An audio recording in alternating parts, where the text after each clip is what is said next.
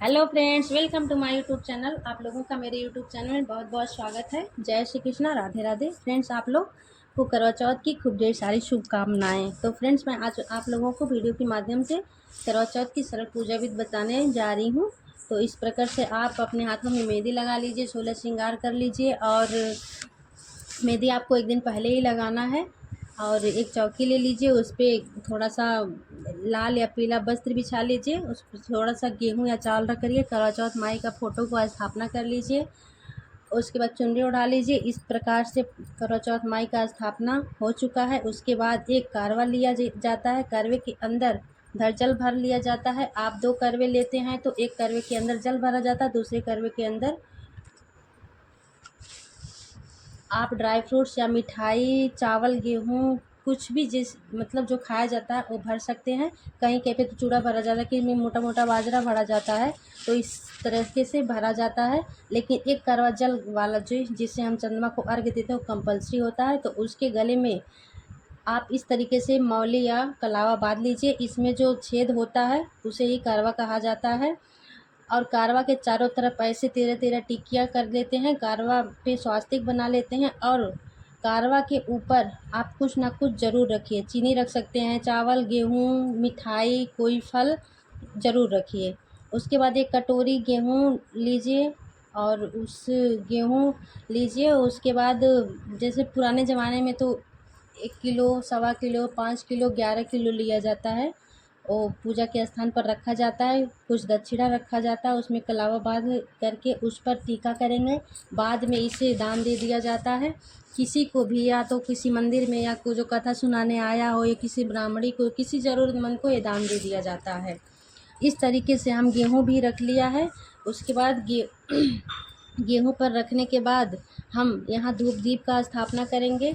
अब कारवा भी कहीं कहीं पे 2 लिए जाते हैं, कहीं कहीं पे 3 लिए जाते हैं। तो आप खांड का भी कारवा जो बना आता है वो ले सकते हैं। चीनी का कारवा बना हुआ जो आता है वो ले सकते हैं। उसका भी यहाँ पर स्थापना किया जाता है और उसके बाद दान दे दिया जाता है। कारवा चंद्रमा का अर्घ्य देने के बाद ज़रूरी होता है, बल्कि जितनी भी कारवा रखे जाते हैं वो दान में दे दिए जाते हैं।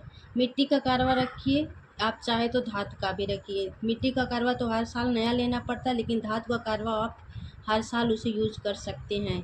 तो इस तरीके से हमने धूप दीप की स्थापना कर ली है। उसके बाद हमने फूल से छींटा दे करके सभी देवी देवताओं, सभी भगवान जी, करवा चौथ माई का सबका शुद्धिकरण कर लेंगे। उसके बाद अपने हाथ में अक्षत और पुष्प लेकर के सभी देवी देवताओं का आह्वान करेंगे। व्रत पूजन का संकल्प लेंगे। यह पूजा हमें दोपहर के समय करना होता है और चाहे तो शाम के समय भी कर सकते हैं, कि जिसके यहाँ जैसा होता है वैसा कर सकता है। कथा सुनने से पहले कहीं ये पूजन की जाती है। और सभी देवी देवताओं का आह्वान करने के बाद हम प्रार्थना करेंगे कि सभी का, और ये पूजन जो होता है मुख्य रूप से गणेश जी का पूजन होता है, क्योंकि जो ये चतुर्थी तिथि होती है वो गणेश जी को समर्पित होती है। इसमें गणेश जी का विशेष रूप से पूजा की जाती है। देखिए, गणेश जी को हम टीका करेंगे, अक्षत अर्पित करेंगे, रोली अर्पित करेंगे और गणेश जी की प्रिय दुर्वा और गुड़हल का फूल अर्पित करेंगे। उसके बाद विशेष रूप से गणेश जी को हम अवश्य पूजा करेंगे। गणेश जी मेरे फ़ोटो में है तो इसलिए मैंने अलग से स्थापना नहीं करी है, नहीं तो अलग से गणेश जी का स्थापना किया जाता है। धूप दीप हम दिखा देंगे, वस्त्र रूपी मौली का लावा अर्पित कर देंगे। आप चाहे तो जनेऊ भी यहाँ पर अर्पित कर सकते हैं।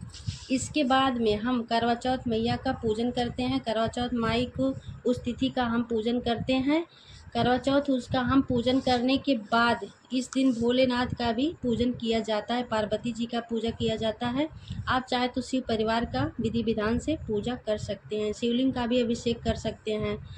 तो देखिए, इस फोटो में जितने भी सूरज चाँद, जितनी भी सुहागिन स्त्रियां हैं, सबको हम टीका करेंगे। इस तरीके से जो जल का कारवा होता है भर कर रखा जाता है, उसे भी हम टीका करेंगे। इस प्रकार से टीका करने के बाद हम यहाँ पर पुष्प अर्पित कर देते हैं, जो भी आपके पास पुष्प उपलब्ध हो।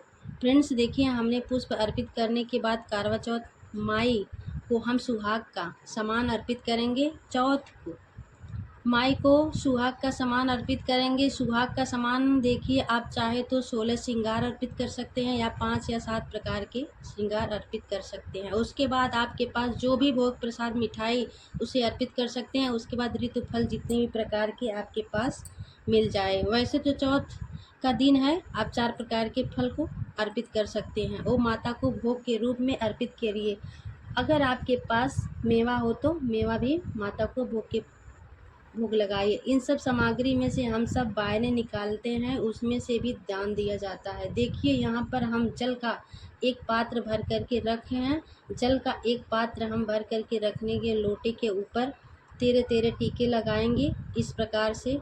तो कथा किसी के यहाँ दोपहर में सुनी जाती है, किसी के यहाँ शाम में सुनी जाती है। जिसके यहाँ दोपहर में कथा सुनी जाती है और सूर्य भगवान को अर्घ देंगे। जिसके यहाँ शाम को कथा सुनी जाती है वो चंद्रमा को अर्घ देंगे। फिर चावल ले लीजिए, कुछ दूरबा ज़रूर इस रखिए। तब उसके बाद करवा चौथ माई की कथा सुनी जाती है। सुनते समय चावल अपने हाथ में लिए जाते हैं, पल्लू में बांध लीजिए और शाम के समय चंद्रमा को जब अर्घ देते हैं तो उसके साथ में इस दाने को अर्घ दे दिया जाता है। और इसी के साथ देखिए शाम को सूर्यास्त और इसी के साथ ही देखिए शाम को सूर्यास्त होने से पहले वायना निकाला जाता है। वायने में आप सूट साड़ी श्रृंगार की सामग्री और कुछ दक्षिणा ज़रूर रखें। उसी के साथ जो भी आपने भोजन बनाया है वो ज़रूर रखें। और यहाँ पे जो भी हमने फल मेवा मिठाई लगाई है भोग वहाँ पर रख करके बायना दिया जाता है। बायना सासू माँ हो या आपसे बड़े कोई भी जिसका आप पैर छूते हैं उनको बायना दे सकते हैं, जिसे आप पैर छूती हैं उन्हें भी बायना दे सकती हैं। ब्राह्मणी दे सकती हैं या कोई भी गरीब सुहागिन स्त्री मिल जाए उसे भी आप दे सकती हैं। इसके बाद चंद्रमा को अर्घ देकर पति का पूजन किया जाता है। उसके बाद व्रत का पारण किया जाता है। तो फ्रेंड्स, मैं आपसे उम्मीद करती हूँ कि मेरी वीडियो अच्छी लगी होगी, तो लाइक शेयर कमेंट ज़रूर कीजिएगा। जय करवा चौथ मैया।